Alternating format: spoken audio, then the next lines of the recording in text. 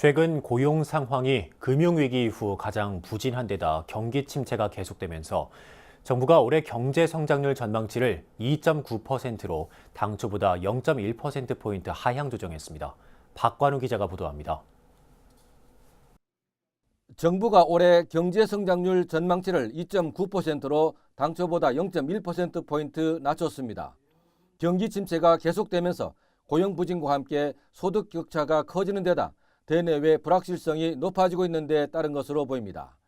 이 같은 전망 수정은 한국은행과 국제통화기금 등 국내외 주요 기관들과 같은 것으로 경제 현실을 공식 지표로 뒤늦게 수용한 것으로 풀이됩니다. 우선 소득 주도 성장론 등 패러다임의 전환 효과에 차이가 있고 혁신 성장 성과도 부족하다고 진단했습니다. 패러다임 전환이 효과를 내기까지 어떤 시차가 분명히 존재합니다. 또한 기업 활력이 약화되고 있다든가 이해 대립 등으로 체감할 만한 혁신 성과, 성장 성과가 부족한 것도 사실입니다. 특히 반도체 편중 성장이 계속되는 가운데 저소득층 일자리 소득 개선이 지체되고 양극화 등 민생의 어려움이 지금 지속되고 있는 상황이라고 저희는 판단하고 있습니다. 주요 경제 지표 즉 소비와 투자, 취업 전망치 모두 감소했습니다. 먼저 취업 증가 전망은 18만 명으로 지난해보다 절반으로 뚝 떨어졌습니다. 올해 설비 투자 전망은 1.5%로 지난해보다 무려 13.1%포인트나 급락했습니다. 건설 투자 전망은 마이너스 0.1%로 지난해보다 7.7% 떨어졌습니다. 다만 민간 소비 전망은 2.7%로 0.1%포인트 떨어질 것으로 내다봤습니다. 이런 가운데 경상수지 전망은 640억 달러, 이 역시 지난해보다 5분의 1가량 떨어지는 수치입니다.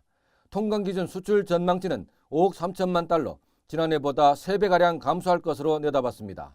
대외적으로는 더 저희가 우려가 큽니다.